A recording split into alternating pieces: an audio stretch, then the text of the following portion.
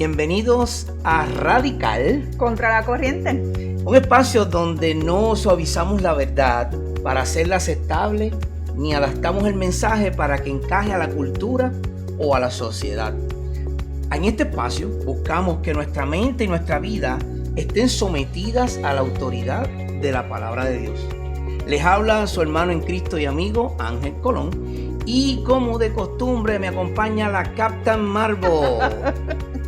Sorismar Reyes. Es un placer estar con ustedes en otro programa más de Radical Contra la Corriente. Y este episodio que vamos a estar hablando hoy bajo el tema central de los pilares de la iglesia es un tema un poco extenso y queremos cubrirlo completo. Así que por favor, quédese con nosotros hasta el final y sea bendecido con lo que nosotros también hemos sido bendecidos, la palabra de Dios. Sí, es el hombre con el que me llamaste es un poco radical, pero lo que no es radical es ser extremista. Y por eso ser radical es ir a la raíz, a la fuente, a la revelación, la palabra de Dios. La raíz de la iglesia no es la opinión humana, sino la autoridad revelada por Dios. Así es. En tiempos en que todo se relativiza y cada voz reclama legitimidad, la iglesia está llamada a permanecer firme, incluso cuando eso signifique ir contra la corriente. Fíjate, sobre esto es un llamado que le hacemos a la audiencia. Hacemos un llamado a no ser carnal, sino a vivir bajo la fidelidad espiritual, la fidelidad de la palabra. Y por eso hoy abordamos uno de los pilares de la iglesia más atacados, más malentendidos y más necesarios. Y es el vivir, predicar y enseñar bajo autoridad. Bajo autoridad suena un poco fuerte porque, como vamos a ver en el estudio, ninguno de nosotros queremos someternos a la autoridad. No nos gusta. Ningún tipo de autoridad. No. Entonces, hemos hecho una serie de los pilares de la iglesia. ¿En qué se fundamenta la iglesia del Señor? Sí. Y en este episodio número 2 vamos a estar hablando bajo autoridad. Cuando decimos bajo autoridad, como cristianos debemos pensar inmediatamente que cuando Dios habla, que es la autoridad, y el Espíritu se mueve, hay convencimiento. O sea que no hay opciones en esto. En el episodio anterior, en el episodio 1, titulado La palabra que transforma, afirmamos una verdad fundamental. La transformación espiritual genuina ocurre cuando la palabra de Dios es predicada y enseñada fielmente, aplicada por el Espíritu Santo en el corazón del creyente. Mira, no es por método, Soris. No es por carisma, Tampoco. el carisma que tenga la persona. Sí, la presentación. La presentación. No es la innovación del altar o el lugar donde usted se congrega, sino por la palabra viva de Dios obrando por su espíritu. Dice Isaías 55:11, así será mi palabra que sale de mi boca. No volverá a mí vacía sin haber realizado lo que deseo, eso dice Dios, y logrado el propósito para el cual envié esa palabra. Hoy damos un paso más profundo, porque si la palabra transforma, entonces surge una pregunta inevitable, especialmente en nuestra generación. Siempre cuestionamos todo. Claro. ¿Con qué autoridad predicamos y enseñamos? ¿Desde dónde hablamos?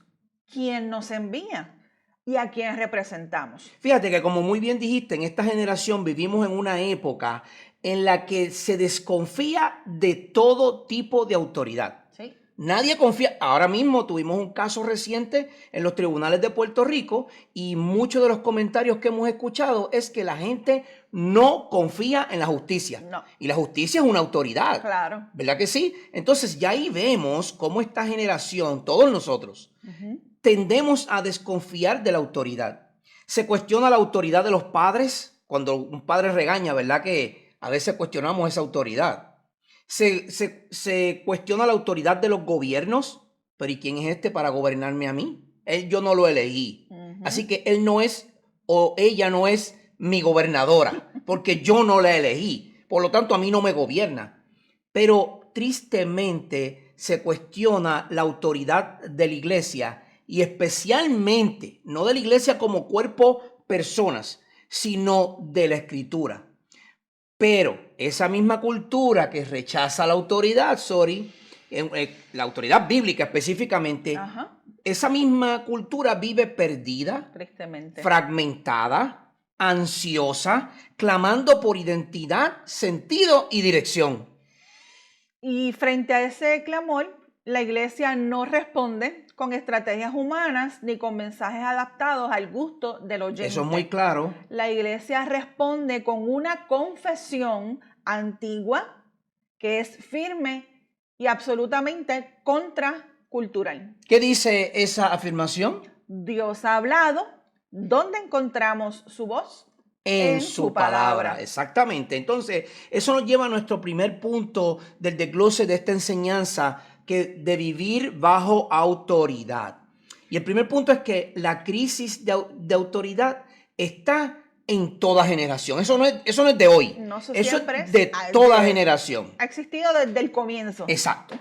La lucha contra la autoridad no es un fenómeno moderno. No lo es. No comenzó con las redes sociales ni con la posmodernidad. La escritura nos muestra que este conflicto es tan antiguo como el corazón humano caído. Muy antiguo. Sí. Esta cuestión de retar la autoridad no es de hoy. No. Es muy antiguo. ¿Qué nos dice Jueces capítulo 21? Sí, en Jueces 21-25, en esa época, en aquellos días no había rey en Israel. Cada uno hacía lo que bien le parecía. ¡Wow! ¡Qué palabra! No queremos escuchar eso, ¿sabes? De hecho, yo no he escuchado ese sermón.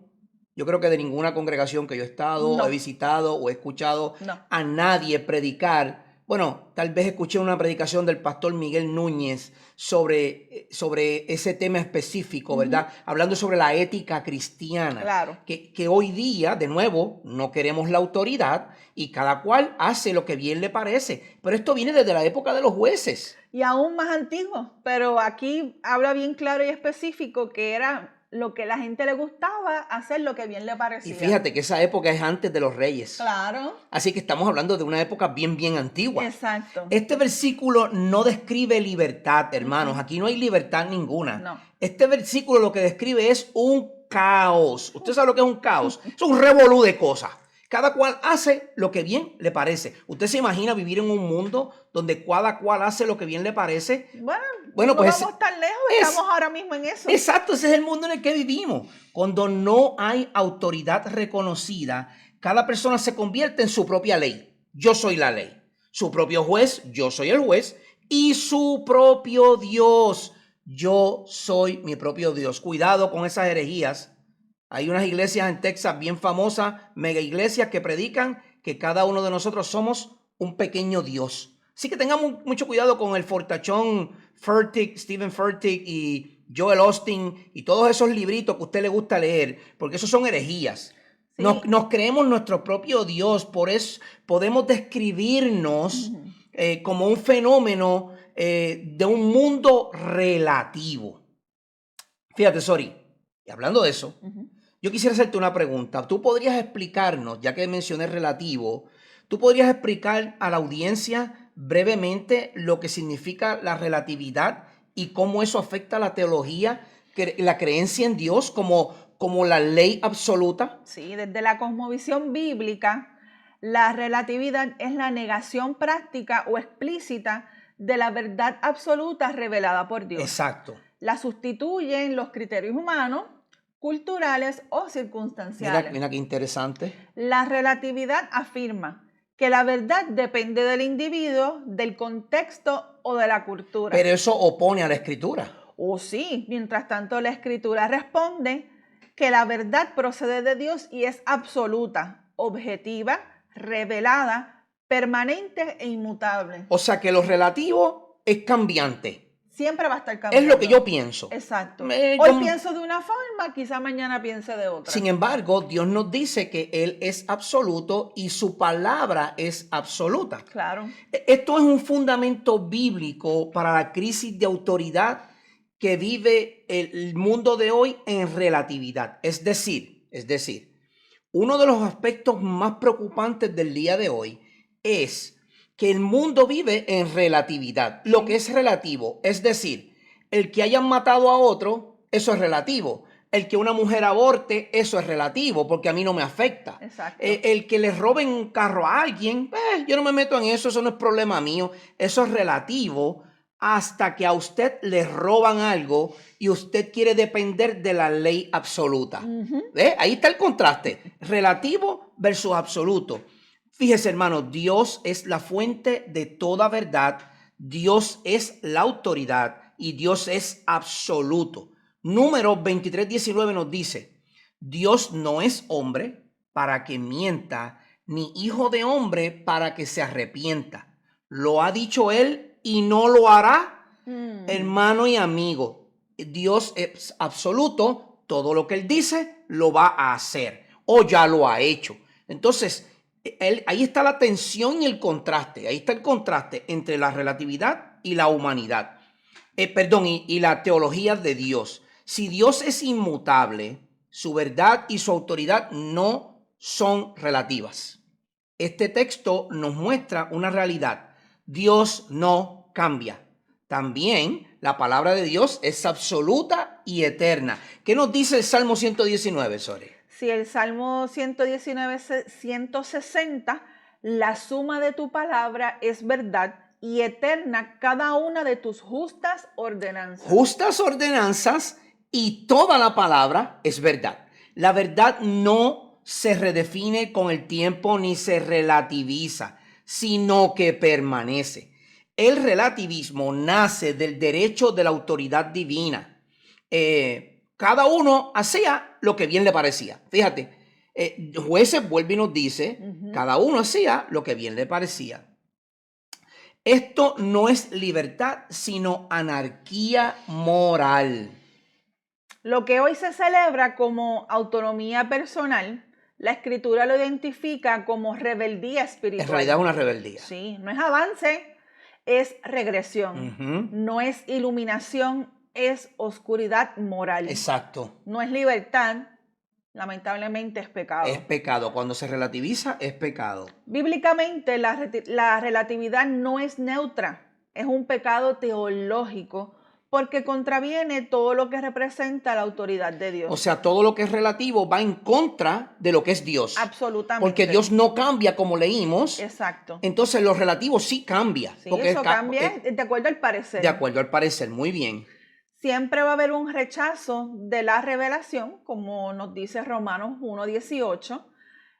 Nuestra autonomía moral. O sea, lo que yo creo. Lo que yo creo, que esto aparece en Génesis 3:5. Exaltación del hombre, que mucho nos gusta exaltarnos. A nosotros mismos, el yo. Sí, eso lo menciona Isaías 53:6. Exacto. El relativismo coloca al hombre en el lugar de Dios. Y qué peligroso es eso, porque aún en las congregaciones vemos hermanos que ponen al hombre que está al frente como líder, el pastor, por encima de la misma autoridad de Dios. A veces que estos hombres dicen cosas que no son bíblicas y la congregación la acepta como buena porque ha colocado a ese hombre como la autoridad de Dios. Una sociedad sin autoridad divina no se vuelve neutral, se vuelve violenta, confusa y fragmentada. Hermano, hemos escuchado mucho cómo el haber sacado a Dios de las escuelas, han ocurrido las cosas que han ocurrido en las escuelas. ¿Verdad que sí? Entonces, eso nos señala que sin Dios en la escuela, las reglas de la escuela son relativas, de acuerdo a lo que el director, los maestros y los padres piensen. Pero cuando Dios está en la escena, entonces hay una regla que es absoluta. Por eso es que la sociedad de hoy vive violenta, confusa y fragmentada, porque vive de manera relativa. Pero esto no se queda en la sociedad. Lo más triste es que cuando la iglesia adopta ese mismo espíritu relativo, pierde su voz profética. Es decir, nadie cree en lo que la palabra de Dios ha dicho porque ahora vive como vive el mundo, relativizado. Mire, la relatividad definida bíblicamente, es la postura que niega o diluye la verdad absoluta y la autoridad de Dios, sustituyéndola por criterios humanos, cambiantes y que conduce inevitablemente a la confusión moral, doctrinal y espiritual. Estamos hablando, hermanos y amigos, de vivir bajo autoridad. Eso es un pilar de la iglesia. Y que son cosas serias. Esto es serio, no estamos hablando de un tema ligero, hermanos, estamos hablando de un tema serio. La fe cristiana, amigo y hermano, no es relativa. El aborto es asesinato, eso no cambia, eso no cambia. Mire, usted puede estar a favor del aborto, está bien. No es problema, yo no voy a discutir eso con usted. Sí, pero cuando están a favor de esa postura, es en ciertos casos. Porque es relativo. Por eso. Porque es relativo. Pero no quitan del medio que es un crimen. Por supuesto, es relativo hasta que, por ejemplo, si yo soy un criminal y te disparo a ti y tú estás embarazada, entonces es un doble asesinato porque te maté a ti y al bebé que está dentro de ti. Mientras tanto, eso es absoluto porque es ley. Ahora, cuando tú decides abortar por tu cuenta, pues entonces eso es relativo porque es tu cuerpo, tus derechos, tú decides. Tú ves el mundo fragmentado y caótico. Esto es de nuevo lo que dicen los jueces. Cada cual desea vivir como quiere. La fe cristiana no es relativa. Es una fe que es revelada, absoluta, inmutable y sometida a la autoridad de Dios. Y ese es el tema que estamos hablando. Entonces nos viene una segunda pregunta, una segunda postura. Y es, ¿cuál es la pregunta real detrás del rechazo de la autoridad? El mundo rechaza la autoridad, ya lo sabemos, ya lo hemos dicho. Pero, ¿por qué? Sí, cuando alguien rechaza la autoridad bíblica, rara vez la pregunta real es simplemente, ¿por qué debería obedecer? Exacto, ¿por qué debo obedecer? Esa es la pregunta visible, pero detrás de ella suele haber algo mucho más profundo. Exacto, cuando a ti te dicen no mientas y tú en tu mente dices, ¿por qué yo tengo que obedecer eso? ¿Por qué? Bueno, hay una profundidad detrás de eso y lo primero que vemos es que hay una pregunta existencial. La pregunta existencial es, ¿puedo confiar en quien me pide que me someta? Muchos rechazan la autoridad porque han experimentado abuso, manipulación o hipocresía. Eso, hermanos, tristemente lo vemos dentro de las congregaciones. Nos ha pasado. Nos ha pasado, lo hemos vivido. Hemos vivido con siervos, yo no les llamo pastores porque son siervos que son autoritativos, dictadores. Aquí se hace lo que yo digo. Manipulativos. Ellos te manipulan con palabras rebuscadas, con grados y títulos. Tú piensas que ellos son la autoridad. Entonces, nosotros llegamos a otro lugar, un ejemplo, y entonces ahora tenemos miedo de aceptar la autoridad porque ya hemos sido manipulados o abusados. Entonces el cuestionamiento no es puramente intelectual, es relacional, existencial. Pero, hermanos, bíblicamente, el problema final no es la experiencia humana, es la percepción de Dios, cómo tú percibes a Dios. Entonces, en el fondo, la pregunta real ¿es Dios realmente bueno? Ese fue el primer cuestionamiento de Génesis 3, desde el principio. ¿Sí? Génesis 3, junto antes de la caída, vemos que la serpiente le dice a Eva, ¿con que Dios les ha dicho? Eso es una pregunta. Claro. ¿Realmente Dios es bueno? ¿Podemos confiar en Él? La serpiente no atacó primero el mandato, atacó el carácter de Dios. ¿Con que Dios ha dicho? El rechazo a la autoridad comienza cuando se sospecha que no es buena. Inmediatamente Eva rechazó la autoridad porque ya la serpiente le dijo, ¿será verdaderamente bueno Dios? Ahí entonces vamos a la pregunta moral. Ahí entra de lo existencial a la moral. A lo moral. Ok. ¿Quién tiene derecho a definir lo bueno y lo malo? Esa pregunta la escuchamos mucho. Sí. Ok, pues entonces si tú dices que la Biblia dice, pues ¿quién tiene derecho a decir si es bueno o es malo? El corazón humano caído desea autonomía. No quiere rendir cuentas. Exacto. Romanos 1, 21 al 22 dice así. Pues aunque conocían a Dios, no lo honraron como a Dios, Eso es cierto. sino que se hicieron vanos en su razonamiento. Ujú. El rechazo a la autoridad no es ignorancia, es supresión.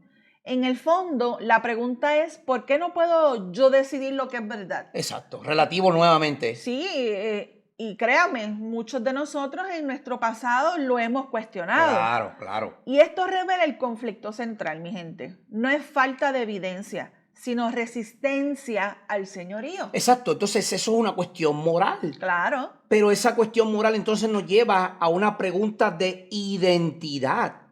Si Dios es la autoridad, ¿qué pasa con mi autonomía, con el yo? Porque de nuevo, cambiamos a Dios y nos presentamos nosotros como la mismos. autoridad, ¿verdad? Nuestra cultura idolatra la autodeterminación. Vimos esto este fin de semana. No lo mencioné. Ni lo voy a mencionar, No lo pero lo mencioné. vimos en este evento deportivo donde este cantante, bueno, usted sabe lo que sucedió. Nuestra cultura idolatra la autodeterminación, El yo. el yo. Mucha gente dice, si tú lo sueñas, lo puedes lograr.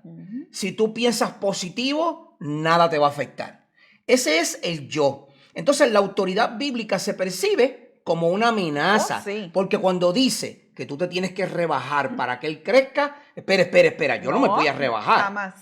La escritura Eso es como enseña, dicen. como dicen, exacto. La escritura enseña algo radicalmente distinto. La autoridad de Dios no destruye la identidad suya ni la mía, la ordena. No aplasta la libertad, la redime. Miren lo que dijo Jesús. Y conocerán la verdad, y la verdad los hará libres. Juan 8:32. Hermano, tú y yo vivimos en esclavitud cuando no tenemos a Cristo como nuestro Señor. No como Salvador, Él también es Salvador, pero como nuestro Señor. No conocemos la verdad y vivimos en un mundo relativo. La verdadera libertad, hermano y amigo, no es la ausencia de autoridad, es vivir bajo la autoridad correcta. Fíjese, cuando usted va a 55 millas por hora en el expreso o en la carretera rápida, la vía rápida, usted le puede pasar por el lado a un policía y va sin miedo ninguno. Claro. ¿Por qué usted va sin miedo? Porque vas al límite de velocidad. Porque tú sabes que no te van a detener. Cuando usted hace un cambio de carril y pone la señal y el policía o el agente de seguridad va detrás de usted no tiene miedo de cambiar de carril. No va a pasar nada. No, usted puso la señal, Claro. cambió de carril con espacio debido, de acuerdo a la ley. Ahora, cuando usted va enganchado, cambia de carril en carril y hace aquello y lo otro, y viene un policía detrás de usted comienza a temblar. Porque la autoridad viene detrás de usted, porque la autoridad quiere ponerle orden a su vida. Lo que nos lleva, porque eso nos da libertad. Claro. Ahora, eso nos lleva a nuestra cuarta pregunta, que es la raíz teológica del rechazo a la autoridad. Si vamos aún más profundo, la pregunta real detrás del rechazo es, ¿seré yo mi propio Dios o Dios será Dios? Ajá. Entonces Isaías 53:6 nos contesta esta pregunta. Todos nosotros nos descarriamos como ovejas, nos apartamos cada cual por su camino. Mira lo que dice Dios. Hasta en eso es perfecto. No, Él nos está diciendo, ustedes están haciendo lo que les da la gana. Claro. Eso en Arroyo de Habichuela, en español boricua, de Puerto Rico. Sí. Tú haces lo que te da la gana. Y eso es lo que te está diciendo Isaías 53. Sí, ese mi camino es el corazón del relativismo y el rechazo de la autoridad. Esa palabra de nuevo ahí, relativismo. Yo vivo como yo quiera. Cuando viene la autoridad, entonces estamos temblando. La pregunta real detrás del rechazo a la autoridad no es, ¿existe verdad? ¿Existe un Dios? ¿Existe autoridad? La pregunta real es, ¿estoy dispuesto a someterme a la autoridad? Esa es la pregunta. Porque aceptar autoridad implica reconocer mi pecado, abandonar la autonomía moral y rendir el trono del corazón, el ídolo del yo. O sea, yo me quito y dejo que Dios controle. Y eso es lo que el hombre natural resiste. 1 Corintios capítulo 2, verso 14 dice, pero el hombre natural no acepta las cosas del Espíritu de Dios porque para él son necedad y no las puede entender porque son cosas que se disciernen espiritualmente. La autoridad de Dios no se negocia, no se vota y no se ajusta culturalmente. Se reconoce, se recibe y se obedece. Exacto. La autoridad de la palabra de Dios es cuando Dios habla, no hay apelación. Exacto. Esa es Dios dijo y se hace. Ese es nuestro tercer punto, y es que la autoridad de la palabra de Dios es la ley y la regla absoluta. Si vamos a hablar de autoridad en la iglesia, por ejemplo, debemos comenzar por aquí, ¿verdad? La autoridad no reside en el púlpito, no reside en el ministro, no reside en la institución eclesiástica. La autoridad verdadera reside exclusivamente en la palabra de Dios. Y esto es crucial porque muchas veces se confunde la autoridad con un tono fuerte. Exacto. Una personalidad dominante o la tradición. Y eso sucede mucho. Sí, ¿verdad? Que te pasa a ti de vez en cuando.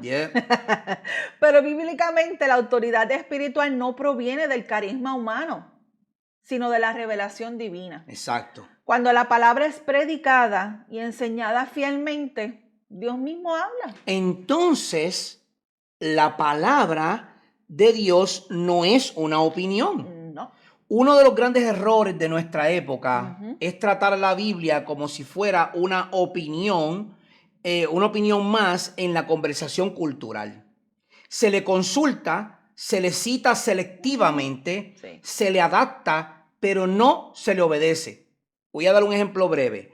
Filipenses 4:13, muchos de ustedes lo han escuchado, tienen camisas. Yo tengo una que dice, nada me faltará, y citamos el Salmo 23. O vamos a Filipenses 4:13 y decimos, todo lo puedo en Cristo que me fortalece.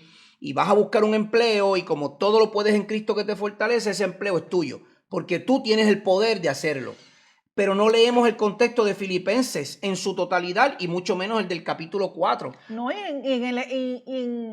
en el lugar donde estaba Pablo estaba preso, Pablo estaba encadenado, Pablo estaba sufriendo, y en Filipenses 4 él narra algunas de sus peores condiciones de vida. Y lo que le pasó. Y las cosas que le sucedieron, y al final, Exacto. Después él puede decir, todo lo he podido en Cristo que me ha fortalecido en medio de todas mis dificultades. No es que todo yo lo voy a lograr en Cristo. Si eso no es un cliché motivacional. O un amuleto. Exacto. O un amuleto. No, la palabra de Dios no se adapta a nuestra vida como un amuleto. No. Nosotros la obedecemos tal y como está escrita. Sí, pero la escritura no se presenta a sí misma como una sugerencia, sino como una declaración soberana. No viene a ser evaluada por el hombre, viene a evaluar al hombre. Exactamente. Entonces, eso nos lleva a la lectura bíblica como centro de nuestra vida, de la congregación y de la iglesia. Y esta lectura bíblica como autoridad de Dios es central y pilar en la iglesia. Escuchemos cómo el apóstol Pablo describe la respuesta correcta ante la palabra predicada y enseñada fielmente. A la iglesia de Tesalónica, en la primera carta, en el capítulo 2, verso 13, dice: por esto también nosotros sin cesar damos gracias a Dios de que cuando recibieron la palabra de Dios que oyeron de nosotros, la aceptaron no como palabra de hombres, sino como lo que realmente es palabra de Dios, la cual actúa en ustedes los creyentes. Entonces, eso nos lleva a preguntarnos, ¿qué hace autoritativa la palabra de Dios? Este texto nos muestra algo fundamental. La autoridad de la palabra no depende de quién la dice, sino de quién la originó. La palabra es autoritativa porque procede de Dios, revela la voluntad de Dios y comunica el carácter de Dios. Fíjate que cuando Pablo predicaba y enseñaba a los tesalonicenses, ellos no dijeron: qué bueno, es Pablo hablando, fíjate, es tremendo predicador, es excelente en la oratoria. Wow, como pronuncia las eses y como pronuncia Jehová, bien pronunciado, bien bonito. Los tesalonicenses no dijeron eso. Ellos no dijeron: wow, tiene una oratoria del griego, el hombre habla un griego espectacular. O dijeron: Fíjate, Pablo tiene una carisma, porque Pablo usualmente hablaba tajante. Eso carismático no era. No. Era tajante. Caía pesado. Leamos la carta a la primera de Corintios y usted va a ver qué tan tajante es Pablo cuando le habla a la iglesia. Pablo, cuando le habla a los tesalónicos, ellos dijeron, esto es palabra de Dios. Ahí está la diferencia entre una iglesia saludable y una iglesia superficial. Cuando la iglesia reconoce a Dios y su autoridad transmitido por medio de su palabra, eso es una iglesia saludable. La palabra actúa, no solo informa. Exactamente. Observamos algo más. Pablo dice que esta palabra actúa en los creyentes. La autoridad bíblica no es meramente informativa, es transformadora. Definitivo. No solo instruye la mente, también confronta el corazón. Exactamente. Cuando la palabra, amigo y hermano, es predicada y enseñada bajo la autoridad de Dios, fíjese que hemos ido desplazando la autoridad del hombre para ir mostrándoles que la palabra sola por sí, ella tiene autoridad solo en Dios, no en el hombre que la predica, en Dios. Esa palabra convence de pecado, corrige el error, ordena los afectos y somete a la voluntad del hombre a la voluntad de Dios. Nos abre el entendimiento. Totalmente. Por eso esta palabra no necesita adornos humanos. No. Su poder proviene de su origen divino y ese origen divino es Dios. No el hombre, no el púlpito, no la carisma, no los inventos, no las innovaciones, no las luces, no la música, no. Dios. De ahí proviene esa palabra. Entonces nos lleva a pensar cómo distinguimos esa palabra de Dios versus la palabra de los hombres. Sí, vamos aquí a tener una línea que no se puede cruzar sin consecuencias. Exactamente. La diferencia entre la palabra de Dios y la palabra de los hombres. ¿Qué dice la palabra de los hombres? Halaga, se adapta, busca aprobación y cambia con la cultura. Por ejemplo, Dios te ama tal como tú eres. Es un ejemplo muy claro y lo hemos escuchado en muchísimos púlpitos. Hombres detrás del púlpito, Dios te ama tal como tú eres. Si Dios te amara tal como tú eres, Dios amaría el pecado que está en ti. Exacto. No puede ser posible. No puede ser posible. No. Y mientras la palabra de Dios, ¿qué nos hace? Nos confronta, permanece fiel, demanda arrepentimiento y jamás cambia. Nunca cambia. No. Yo lo leímos ahorita. Exacto. Lo que yo digo, eso haré. No hay opciones. Una iglesia que pierde esta distinción pierde su autoridad espiritual. Puede ganar audiencia. Usted puede tener 200 miembros en su iglesia, 500 o 1000, pero pierde la voz profética. No puede hablar de Cristo porque usted no vive como Cristo. Tan simple como eso. Entonces, eso nos lleva a ver que la iglesia no crea la autoridad, la reconoce. Es importante aclarar esto. La iglesia no otorga autoridad a la Biblia. La Biblia tiene autoridad porque es la palabra de Dios. Exacto. La iglesia no es un árbitro, sorry. No. La iglesia no es un árbitro de la verdad, es sierva de la verdad. Es decir, yo no me voy a parar entre dos hermanos a ser el árbitro de cuál es la verdad. Por favor. No. Yo les voy a decir cuál es la verdad. A través de la Biblia. ¿Por qué? Porque Dios la está hablando a través de su palabra. Predicar y enseñar bajo autoridad no es decir lo que pensamos, sino declarar lo que Dios ya ha dicho. Y esto nos lleva a la centralidad de esa palabra, que es Jesucristo. Sí, Cristo y su palabra. Aquí todo se vuelve cristocéntrico, porque el propósito de Dios desde el principio fue revelar a Cristo. Revelar a su Hijo. A su Hijo. Ese es el plan. Claro. La autoridad de la palabra está inseparablemente unida.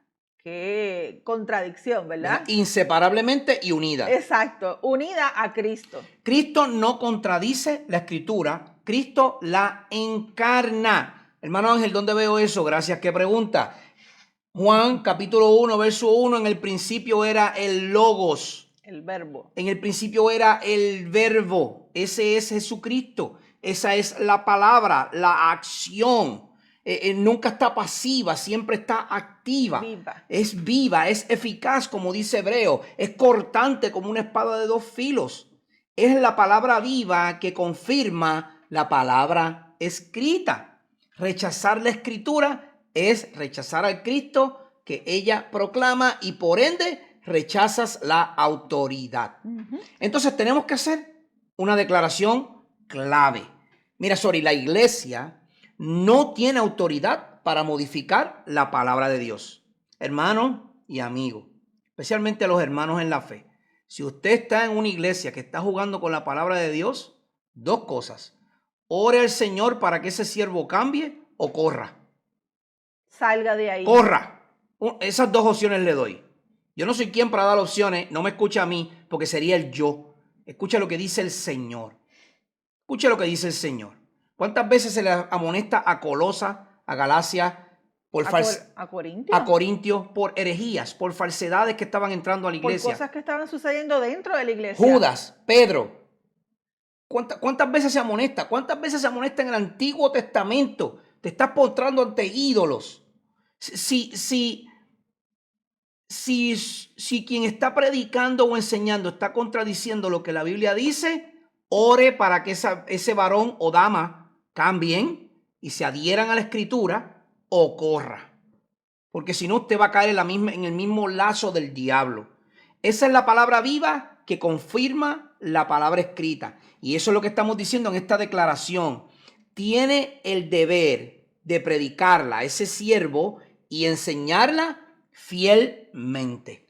Y cuando eso ocurre, no importa cuán impopular sea el mensaje, Dios sigue hablando, el Espíritu sigue obrando y la verdad sigue liberando. Exactamente. Entonces, miren, vamos a ir cambiando el tono un poco. Si la palabra es autoritativa, entonces el problema nunca es la palabra. El problema es el corazón que no quiere someterse a ella. Ajá. Ok, ya dejamos claro que la autoridad bajo la que vive el creyente y la iglesia es Dios, pero es Dios por su palabra, ¿verdad que sí? Porque la palabra es de Dios y es soplada por Dios, es el aliento de Dios, es el logos. Por lo tanto, esa palabra tiene autoridad porque es Dios mismo hablando. Entonces, el problema no es la palabra, el problema es el corazón que no quiere someterse a ella. Y esto nos lleva a una pregunta, Sori, y nuestra amada audiencia inevitable. ¿A quién estamos realmente agradando cuando predicamos y enseñamos? Eso nos introduce directamente a la siguiente sección. Predicar y enseñar ante Dios, no ante el público. Exacto. Recuerden, predicadores, maestros, damas que enseñan a otras damas. Aquí vemos algo crucial. La autoridad no está en el mensajero, sino en el mensaje revelado. Muy bien dicho. Este mensaje no es relativo, pasajero ni cambiante. No se ajusta al mundo ni al mood de cada persona. Exacto, no es como tú te sientas que el mensaje va a ser. No, de eso no se trata. Cuando la palabra es predicada y enseñada fielmente, Dios mismo actúa. Ahí está la autoridad bajo la que vive la iglesia.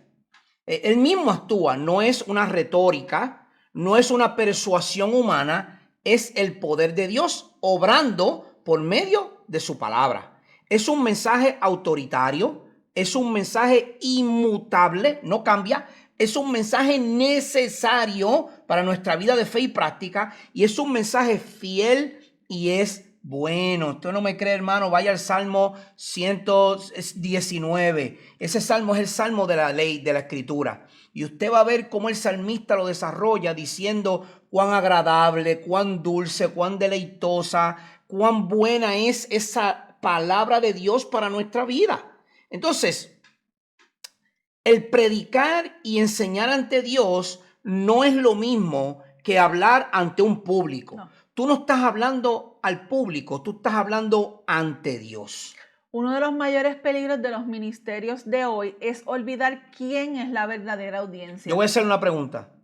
Cuando usted está frente a la audiencia o cuando usted está discipulando, ¿a quién usted le está hablando? ¿Al que está frente a usted? Eso tenemos que evaluarlo seriamente. tenemos que llevar ese mensaje claro porque tenemos que siempre tener en mente de que Dios nos escucha y que Dios está frente a esa persona que uno discipula. Mira, me trae a la memoria un libro que escribió el pastor y autor Sugel Michelén, de la Iglesia Bíblica del Señor Jesucristo en la República Dominicana. Un predicador expositor muy bueno, excelente, para mí es uno de los mejores, de verdad. Y él escribió un libro que se titula De parte de Dios y delante de Dios. Les recomiendo ese libro, léalo.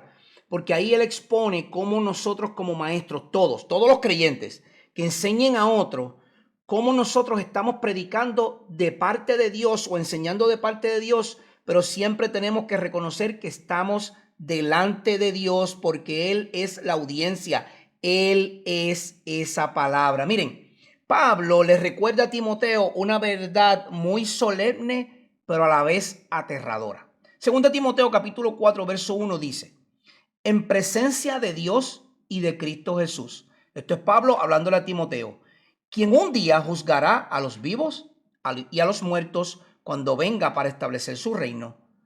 Te pido a Timoteo encarecidamente, predica la palabra de Dios. No dice la palabra de Timoteo, la palabra de Dios.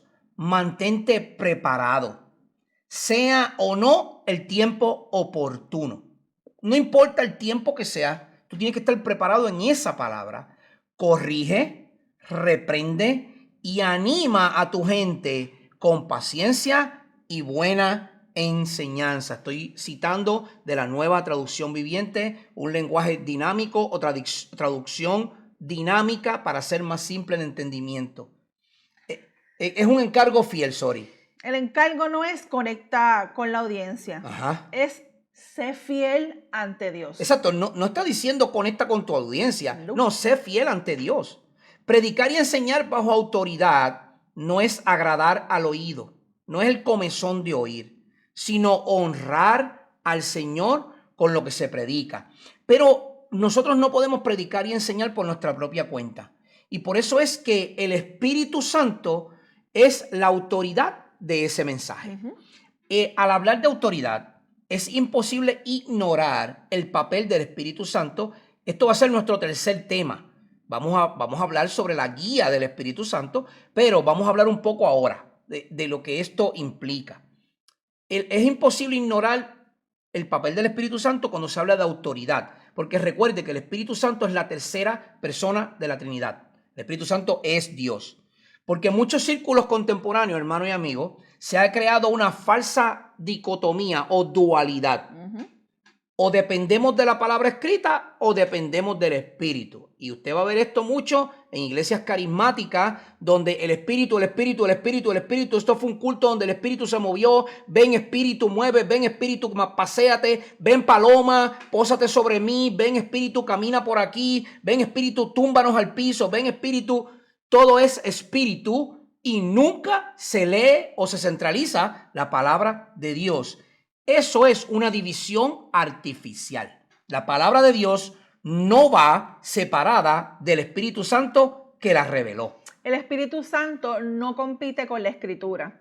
El Espíritu es el autor de la Escritura. Exacto. Por tanto, jamás actuará en contradicción con lo que Dios mismo inspiró. Mira, el Espíritu inspiró la palabra. Él la sopló, se llama neuma. Neuma viene de respiro, de aire, de aliento, soplido. Es cuando sopla. La autoridad del mensaje comienza en esa inspiración. Segunda de Pedro 1 es un pasaje clásico. Dice de esta manera: pero ante todo sepan esto, que ninguna profecía de la Escritura es asunto de interpretación personal, pues ninguna profecía fue dada jamás por un acto de voluntad humana, sino que hombres inspirados por el Espíritu Santo hablaron de parte de Dios. Nada más, ahí está claritito. La Escritura no nació de la creatividad religiosa, fue inspirada, literalmente soplada por el Espíritu Santo. Por eso, cuando predicamos y enseñamos fielmente la Escritura, no estamos transmitiendo tradición humana, sino revelación divina. Exactamente, es por eso que el Espíritu no da autoridad a nuestras ideas, hermanos. No se crea que usted es el mejor predicador del mundo porque son sus ideas. Es la palabra revelada. Entonces aquí es donde debemos ser muy, muy claros, especialmente en este tiempo en el que vivimos. El Espíritu Santo no otorga autoridad a nuestras impresiones, instituciones o emociones. Aquí es donde debemos ser muy claros. El Espíritu no respalda ocurrencias, no valida caprichos, no confirma la imaginación religiosa. El Espíritu confirma la palabra que Él mismo inspiró. El Espíritu no va a hablar más nada que no sea lo que ya Él habló. Y ya fue establecido. Y ya fue establecido. No hay inventos nuevos ni nada por el estilo. Ya Dios habló y Él va actuando y cumpliendo sus promesas como a Él le parezca. ¿Sabe? Aquí el cuadro no somos nosotros, no somos los protagonistas. No somos la autoridad. El protagonista y la autoridad es Dios. Es Dios, exacto. Entonces, eso va atado a Jesús y la autoridad del mensaje. Mire, Lucas 10:16 dice lo siguiente: el que a ustedes oye, hablándole a los discípulos, a mí me oye. Y el que a ustedes rechaza, a mí rechaza. Y el que me rechaza, rechaza al que me envió. La Trinidad está ahí. Completita. El Padre lo envió, Él les está hablando a los discípulos y el Espíritu es el que está guiando a estos hombres, porque luego va a venir un consolador que es el que hoy día guía la palabra que nosotros predicamos o enseñamos. Esto es profundo. Cuando la palabra es predicada y enseñada fielmente, el oyente no está simplemente interactuando con un mensajero humano. Exacto. Está respondiendo a Cristo mismo. Cristo es la centralidad de esa neuma, de esa inspiración que el Espíritu Santo dio. Entonces el Espíritu convence. Él es el que convence, no es el orador. No soy yo, hermano. No soy yo, no es Sori, no somos nosotros. No. Hay algo que libera profundamente al que predica y enseña bajo autoridad.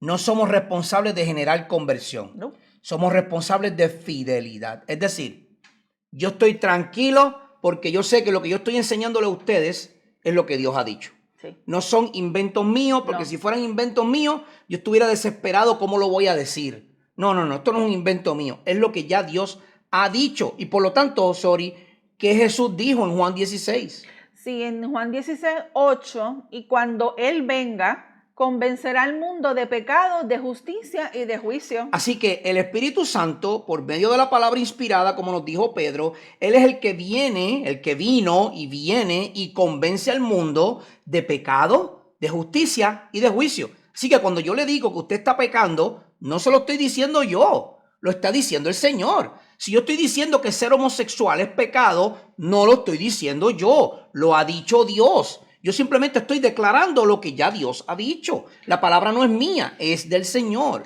La convicción no es obra del talento humano, es obra del Espíritu Santo. Por eso es que la palabra y el Espíritu van de la mano. Sí. Hay una unidad que es inseparable.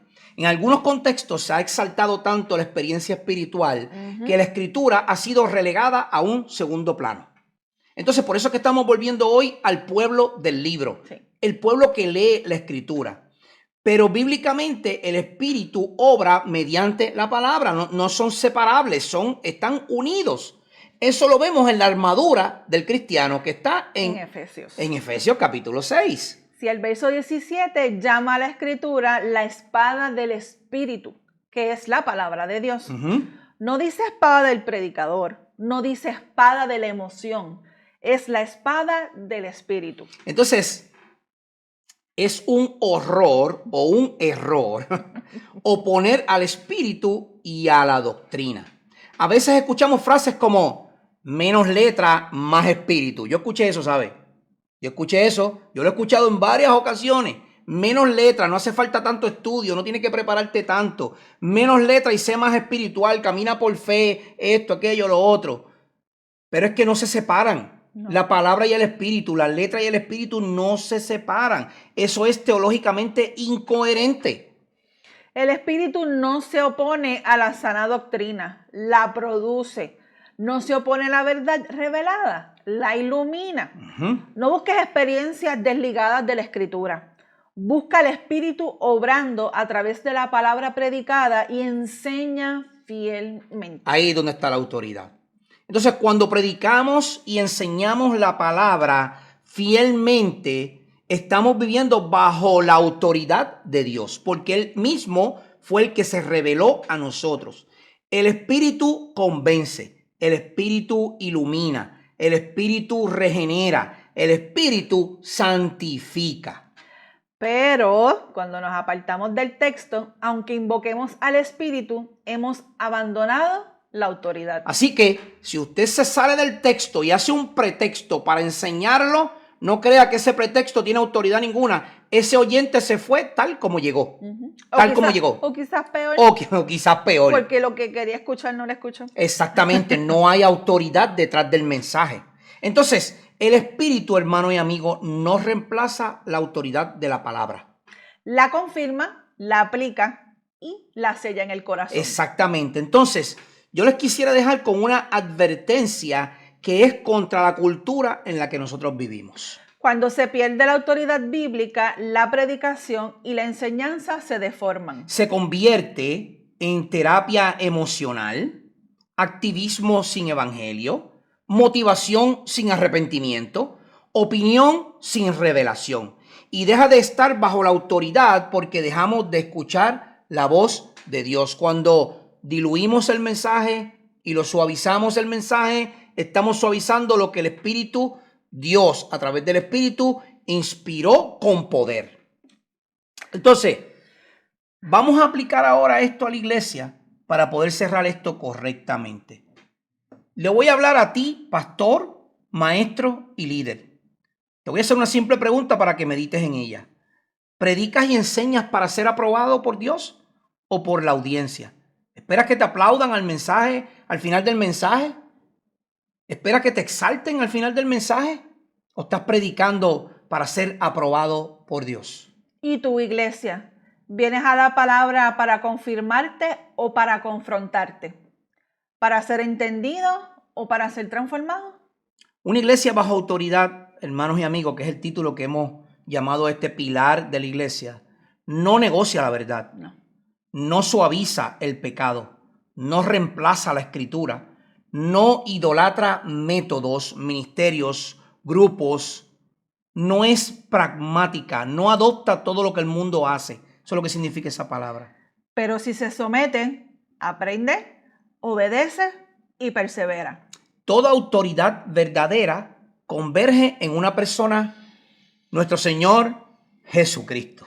Él es el Rey que gobierna por su palabra y su espíritu. Predicar y enseñar bajo autoridad es vivir bajo su señorío.